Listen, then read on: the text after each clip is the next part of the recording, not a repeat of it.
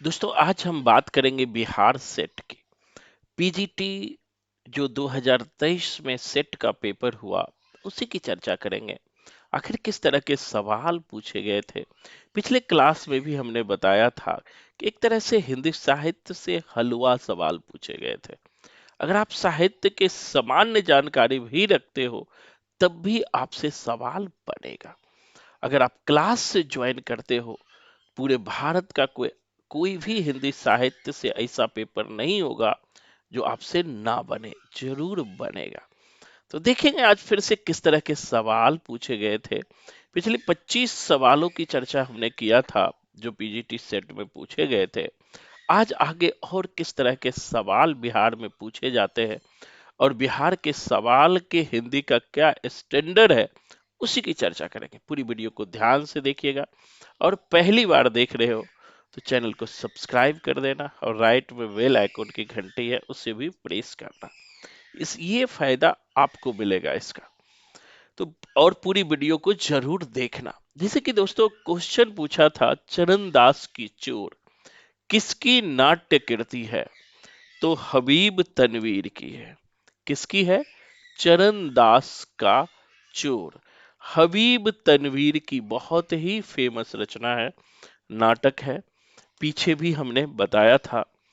Simple सा question है कि महाभारत की कथा पर आधारित नाटक कौन है?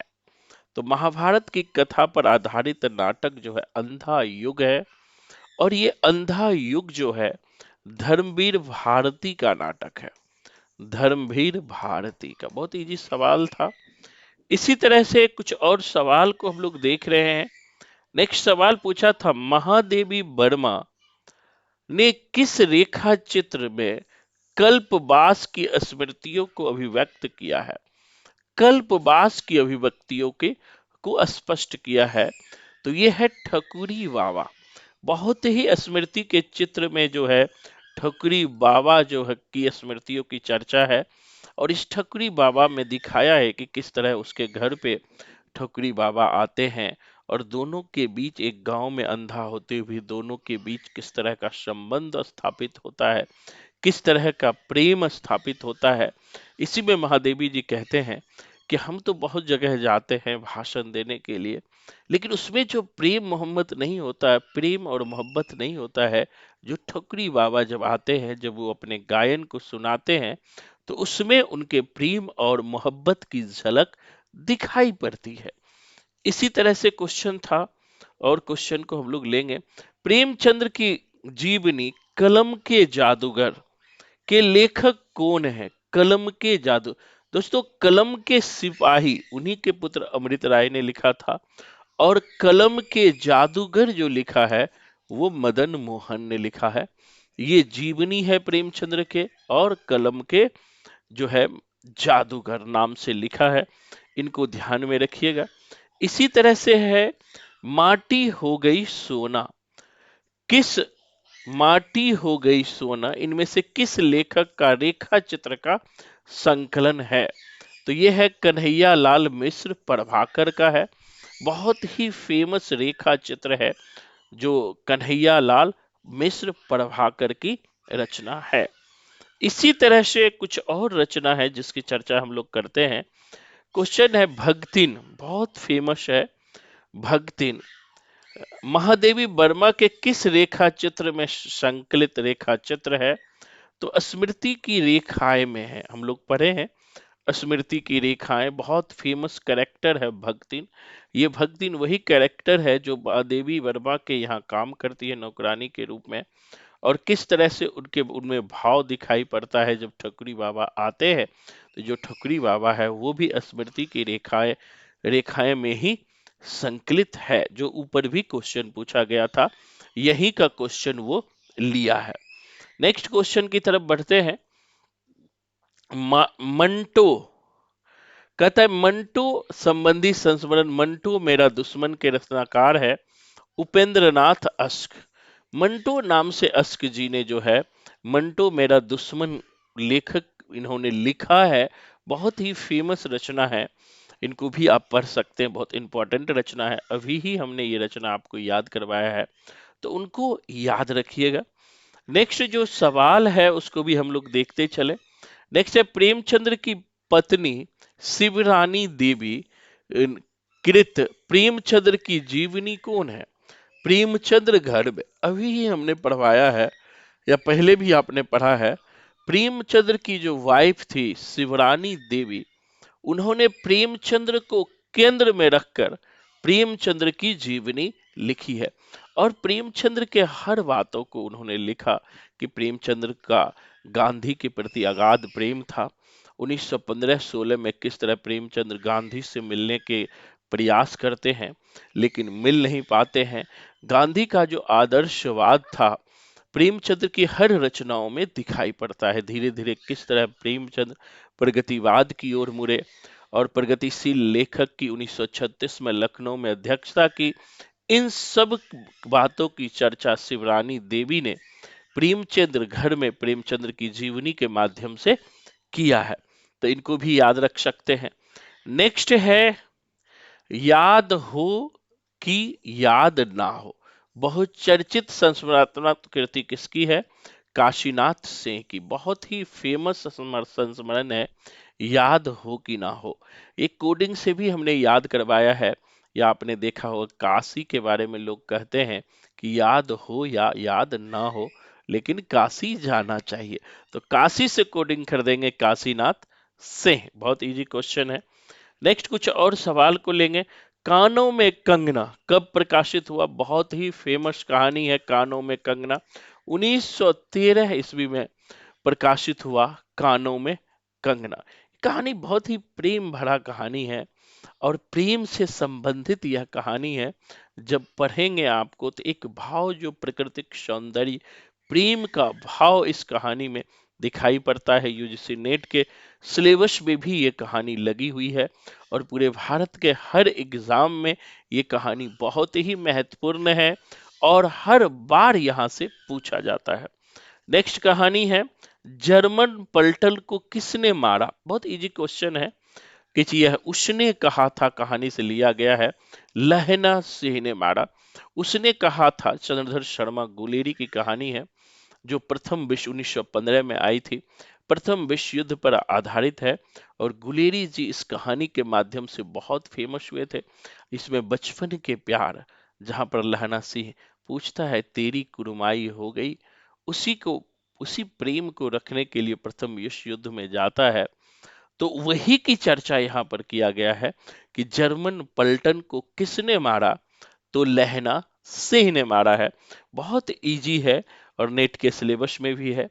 नेक्स्ट क्वेश्चन है कि आरंभिक कहानियों में सर्वप्रथम फ्लैशबैक शैली का प्रयोग, आरंभिक कहानियों में सर्वप्रथम फ्लैशबैक शैली का प्रयोग किस कहानीकार ने किया? तो पहली बार चंद्रधर शर्मा गुलेरी ने फ्लैशबैक शैली का प्रयोग किया और किस कहानी में किया? तो वो भी याद रखिएगा। 1915 में गुलेरी जी की कहानी आई थी, उसने कहा था। उसने कहा था बहुत फेमस कहानी है, पंजाब की पृष्ठभूमि पर आधारित कहानी है। और मैंने कहा कि एक जो भावुक प्रेम है, उस भावुक प्रेम को इस कहानी के केंद्र में रखा गया है और इसी कहानी में गुलेरी जी ने पहली बार फ्लैशबैक शैली का प्रयोग किया है। तो इसे भी आप याद रख सकते हैं, बहुत इजी सवाल पूछा था। नेक्स्ट है, गुलरी काकी और मुनरी किस कहानी के पात्र है? तो ये पंचलाइट के पात्र है और ये फणीश्वर नाथ रेणु की कहानी है। फणीश्वर नाथ रेणु, फणीश्वर नाथ रेणु जिन्होंने मैला आंचल जैसे उपन्यास लिखे हैं, आंचलिक उपन्यास लिखे हैं और पूर्णिया जिला को केंद्र में, बिहार के जो पूर्णिया जिला है उसे केंद्र करके लिखे हैं। उन्हीं की फेमस कहानी है पंचलाइट और इस पंचलाइट में उन्होंने समाज के जो आंचलिक यथार्थ है उनको उन्होंने इस कहानी के माध्यम से दिखाने का प्रयास किया है, तो इसे याद रखना। नेक्स्ट है जो हमारी कहानी है, पंचलाइट को कौन जलाता है? बहुत अच्छा है, पंचलाइट को कौन जलाता है? तो इसमें इस पंचलाइट कहानी का विषय वस्तु पूछा है तो ये गोधन जलाता है। पंचलाइट को गोधन जलाता है, जो पात्र होता है वही इसे जलाता है। बहुत इजी सवाल था। नेक्स्ट सवाल था, कहानी का प्लॉट बहुत फेमस है। कहानी का प्लॉट, पाद शीर्षक, पाठ, गद्य, कौन सी विधा है? कहानी का प्लॉट जो है कहानी विधा की रचना है। जो कथा साहित्य है उसमें से कहानी विधा की रचना है कहानी का प्लॉट। बहुत फेमस रचना है। नेक्स्ट आगे हम लोग बढ़ते हैं। कहता है कि भग जोगनी किस कहानी का पात्र है? तो इसी जो खास करके बिहार में लगा हुआ है कहानी का प्लॉट सिलेबस में, वहीं से पूछा गया है। भगजोगनी जो है कहानी के प्लॉट, कब कहानी के ही पात्र है भगजोगनी। जो खास करके बिहार का जो सिलेबस है उसी सिलेबस में कहानी का प्लॉट लगा हुआ है सिलेबस में, वहीं से यहाँ ये सवाल पूछा है। तो वो कहानी को अगर हम पढ़ लेते हैं तो वहां से सवाल पूछ लेता है। इसी तरह गोदान का क्वेश्चन है कि प्रेमचंद्र के उपन्यास गोदान में किन दो गांवों का उल्लेख है? तो सेमरी और बेलारी, अवध के दो गांव है सेमरी और बेल्लारी। इसी सेमरी और बेल्लारी को केंद्र में रखकर प्रेमचंद्र ने गोदान जैसे महाकाव्य की रचना की है। गोदान एक आदर्श और यथार्थ का मिश्रित रूप है। इसमें आदर्श के ही तत्व दिखाई पड़ते हैं और साथ साथ ही प्रगतिवाद का डेवलपमेंट हो चुका था। प्रगतिवादी यथार्थवाद भी यहाँ गोदान में दिखाई पड़ता है। एक तरफ हृदय परिवर्तन दिखाई पड़ता है तो दूसरी तरफ समाज का कटु यथार्थ दिखाई पड़ता है, जहां पर कि हुरी जैसे पात्र है जो गाय के इच्छा रखते हुए मर जाते हैं, लेकिन गाय की पूर्ति उन्हें नहीं हो पाती है और जो उन्हीं का भाई हीरा है वो गाय को विष देता है। तो एक अंत जो है यथार्थवादी अंत दिखाई पड़ता है। तो कहीं ना कहीं यहाँ तक 1935-36 तक आते आते प्रेमचंद्र का झुकाव आदर्शवाद से यथार्थवाद की ओर हो चुका था। इस उपन्यास के माध्यम से यह भी देखा जाता है। इसी तरह से क्वेश्चन है, निम्नलिखित में कौन सी पात्र होरी की पत्नी है? तो सबको पता है होरी की पत्नी इनमें से कोई नहीं है, क्योंकि चारों पात्र में धनिया नहीं दिया है। धनिया जो है होरी की पत्नी है, चूंकि इस चारों में से नहीं दिया है तो इसीलिए इसमें से कोई नहीं होगा। नेक्स्ट क्वेश्चन है, गोदान के किन दो पात्रों के बीच सहजीवन लिव इन रिलेशन की झलक मिलती है? तो मालती और मेहता। यहाँ बहुत सारी चीज है। मेहता एक प्रोफेसर है। मालती जो है आधुनिक ढंग से पढ़ी लिखी वेस्टर्न में पढ़कर भारत आई महिला है, जिनका कैरेक्टर तितली की तरह है। कहते भी हैं कि तितली का कैरेक्टर किससे संबंधित है? वो मालती से। उनका जिस तरह हृदय परिवर्तन होता है और हृदय परिवर्तन के बाद जो समाज के लिए, गांव के लिए काम करती है, तो वो सबकी भी चर्चा है। तो इसमें प्रेमचंद ने दिखाया है कि मेहता और मालती का संबंध जो है एक लिव इन को संकेत करता है। अर्थात भारत में 40 के बाद जो है 35 के बाद एक लिव इन रिलेशनशिप की परंपरा भी शुरू हो चुकी थी, जिसकी चर्चा प्रेमचंद्र ने अपने महाकाव्य गोदान में किया है। तो इनको भी हमें ध्यान में रखना होगा। नेक्स्ट क्वेश्चन था, मैं इस सिद्धांत प्रेमचंद्र के ही पात्र है, मैं इस सिद्धांत का समर्थक हूं, संसार में छोटे बड़े हमेशा रहेंगे और उन्हें रहना चाहिए। तो ये डॉक्टर मेहता कहते हैं और ये गोदान से लिया गया है। प्रेमचंद्र की रचना है गोदान। इसमें प्रेमचंद्र, साथ ही मेहता के बहुत सारे स्टेटमेंट आते हैं जिसमें वो याद रखना चाहिए। जो और याद रखना बहुत सारे फेमस स्टेटमेंट है जिसकी चर्चा अन्य उपन्यास में भी हमने किया। जब हमारे चैनल पे आप जाएंगे तो गोदान पे हमने बहुत सारे वीडियो बनाया है, तो वहां से भी इनकी चर्चा और इन्हें आप देख करके सही बना सकते हैं और ऐसे सवाल को गलती की कोई संभावना नहीं है। इसी तरह से एक बड़ा फेमस स्टेटमेंट है, इसको भी हमने आपको लिखवाया है, नोट्स में देखना। प्रेम सीधी सादी गौ नहीं, खूंखार शेर है, जो अपने शिकार पर किसी की आंख भी नहीं पड़ने देती है। ये भी मेहता का स्टेटमेंट है और खास करके वो स्त्रियों के बारे में कहते हैं कि अगर आप प्रेम करते हो तो प्रेम ये सीधी सादी गौ नहीं है, एक खूंखार शेर है जो अपने शिकार पर किसी को आंख भी नहीं पड़ने देता। बहुत ही फेमस स्टेटमेंट है, मेहता के स्टेटमेंट है, गोदान से लिखा गया है, जो प्रेमचंद्र की बहुत ही फेमस रचना है। इन्हें हमें ध्यान में रखना होगा। इसी तरह से कुछ और महत्वपूर्ण सवाल है। कहता है मैला आंचल, जो फणीश्वर नाथ रेणु की बहुत ही फेमस रचना है। कहता है चरित्र पात्र में तहसीलदार के पद पर कौन है? तो इसमें विश्वनाथ प्रसाद मलिक है। विश्वनाथ प्रसाद सिंह कहते हैं, जो कमली का पिता है विश्वनाथ, और एक तहसीलदार भी है। बड़े गांव का प्लॉट, सबसे बड़ा जमींदार यही है। एक बहुत सारे असामी किसान उनके अधीन काम करते हैं। और महिला आंचल प्रथम आंचलिक उपन्यास है, ये भी पूछ लेता है, याद रखिएगा। और फणीश्वर नाथ रेणु की रचना है। महिला आंचल का केंद्र मेरीगंज है, खास करके जो पूर्णिया जिला का एक गांव है मेरीगंज। मेरीगंज क्यों नाम पड़ा, इसकी भी चर्चा है, इसको आप ध्यान में रखिएगा, सवाल जरूर आपसे बनेगा। नेक्स्ट क्वेश्चन बहुत ही फेमस है, इसकी भी चर्चा महिला आंचल से ही ये भी लिया गया है। इसमें फूल भी है, सूल भी है, गुलाब भी है, कीचड़ भी है, चंदन भी है, सुंदरता भी है, और कुरूपता भी है। ये भी जो है स्टेटमेंट महिला आंचल से लिया गया है, तो इसे भी हमें ध्यान में रखना है। बहुत ही इंपॉर्टेंट स्टेटमेंट है, और महिला आंचल का स्टेटमेंट है, और महिला आंचल से हर बार सवाल पूछे जाते हैं, चाहे कोई भी एग्जाम हो, net, JBT, KVS, Navodaya, DSSB, triple SB, सब में एग्जाम पूछा जाता है। इसीलिए महिला उपन्यास बहुत ही फेमस है, हर एग्जाम के दृष्टिकोण से एक आंचलिक उपन्यास है। इसी तरह से कुछ और रचना लेंगे। इसी तरह नाटक पूछ लिया कि चंद्रगुप्त नाटक में नायक कौन है? तो नायक तो चंद्रगुप्त ही है। नायक जो है चंद्रगुप्त नाटक का नायक चंद्रगुप्त ही है। इनके गुरु चाणक्य होते हैं। सेहरन और आम्भिक इन्हीं के साथ तक्षशिला विश्वविद्यालय में अध्ययन करते हैं। जीके के पॉइंट ऑफ व्यू से भी याद रखना, तक्षशिला विश्वविद्यालय में चाणक्य भी अध्ययन किए थे, बाद में शिक्षक बने। सेहरन, आम्भिक, चंद्रगुप्त सभी तक्षशिला विश्वविद्यालय में पढ़ाई करते थे।